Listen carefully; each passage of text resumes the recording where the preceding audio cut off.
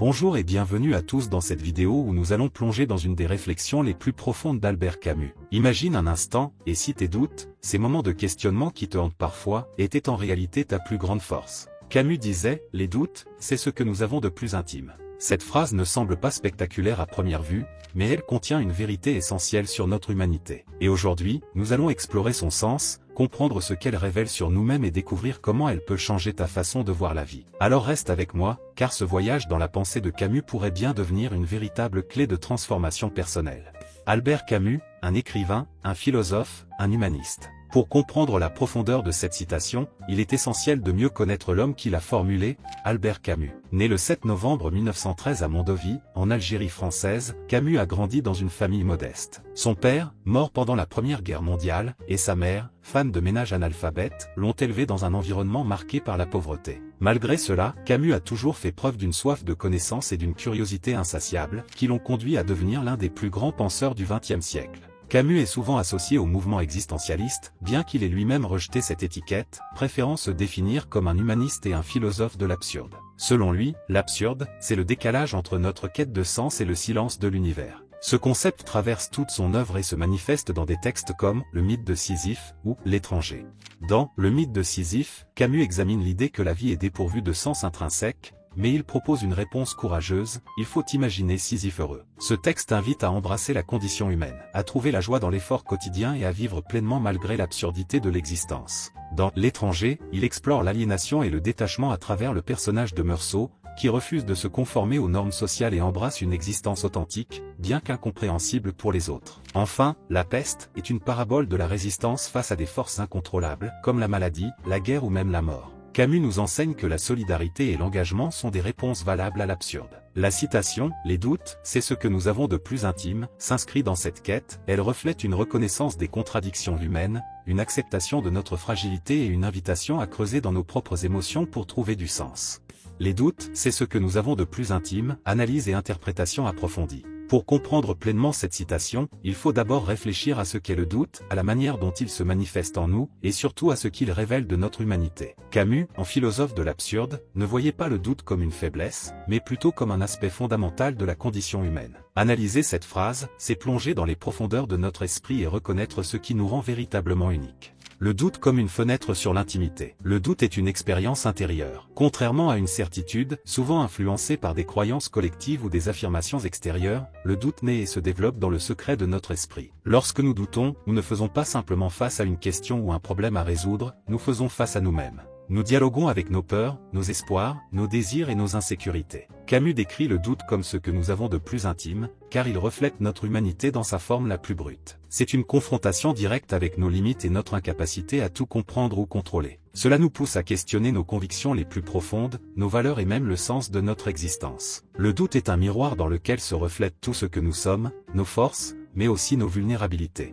Le doute, un acte de liberté. Pour Camus, le doute est également un acte de liberté. Il nous libère des dogmes, des idées reçues et des vérités imposées par les autres. Douter, c'est refuser d'accepter sans réfléchir, c'est exiger de comprendre par soi-même. En cela, le doute devient une expression de notre autonomie intellectuelle. Prenons l'exemple d'une situation quotidienne. Lorsque tu remets en question une décision que tu as prise ou un conseil que l'on t'a donné, tu affirmes ton droit à choisir par toi-même. Ce processus, bien qu'inconfortable, est un acte d'émancipation. En doutant, tu refuses d'être passif face à ta vie et tu engages ta responsabilité dans tes choix. Le doute est l'authenticité de l'existence. Le doute est également un chemin vers une existence plus authentique. Il nous pousse à ne pas nous contenter de réponses superficielles. Il exige que nous creusions plus profondément pour trouver des significations qui résonnent vraiment avec nous. Camus voyait le doute comme un moyen d'explorer les zones d'ombre de notre existence, celles que nous préférons souvent ignorer, comme la peur de l'échec, l'incertitude face à l'avenir ou le sentiment d'être perdu. Par exemple, si tu doutes de ta capacité à réussir un projet, ce doute n'est pas nécessairement une faiblesse. Il peut être le point de départ d'une réflexion plus honnête sur ce que tu veux vraiment, sur les efforts que tu es prêt à fournir ou sur les moyens de surmonter tes obstacles. En acceptant ces interrogations, tu t'approches d'une vision plus authentique de toi-même et de ta vie.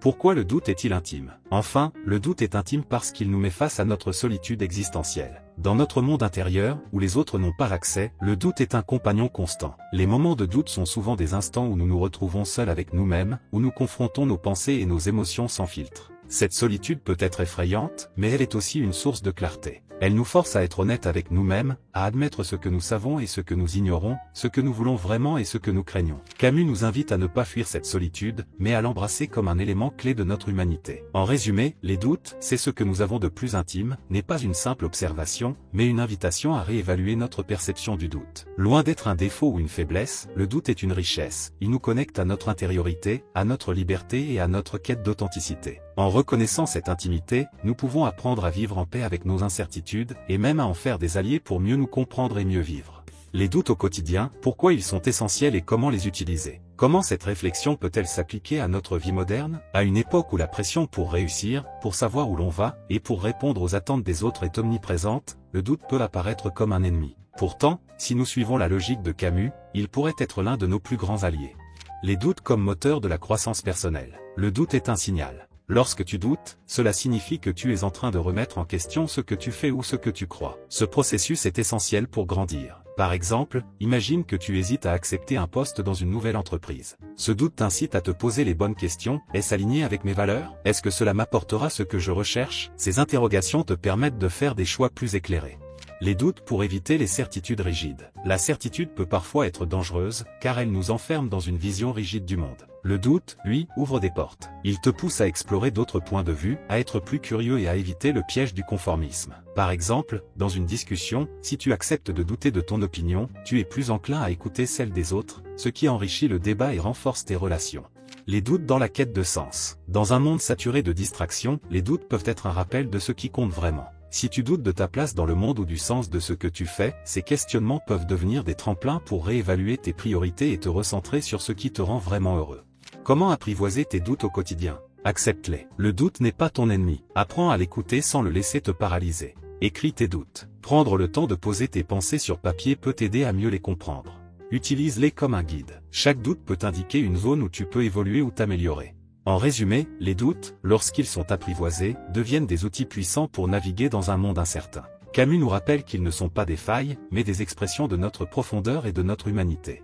Conclusion, les doutes, un allié pour vivre pleinement. Pour conclure, souvenons-nous que Camus, avec cette simple phrase, nous offre une clé puissante pour mieux comprendre et accepter notre humanité. Les doutes ne sont pas une faiblesse, mais une preuve de notre authenticité. Ils nous poussent à évoluer, à nous questionner et, finalement, à grandir. Alors, la prochaine fois que tu te sentiras submergé par tes doutes, rappelle-toi ces mots de Camus, les doutes, c'est ce que nous avons de plus intime. Accepte-les, écoute-les, et transforme-les en tremplin vers une vie plus riche et plus authentique. Merci d'avoir regardé cette vidéo jusqu'au bout. Si elle t'a inspiré ou aidé à voir tes doutes sous un nouveau jour, n'hésite pas à liker, partager et à t'abonner à la chaîne pour d'autres réflexions inspirantes. Active la cloche pour ne manquer aucune vidéo. Question pour toi, quelle est la dernière fois où un doute t'a permis d'évoluer? Partage ton expérience dans les commentaires. Merci et à très bientôt sur l'Odyssée de la pensée.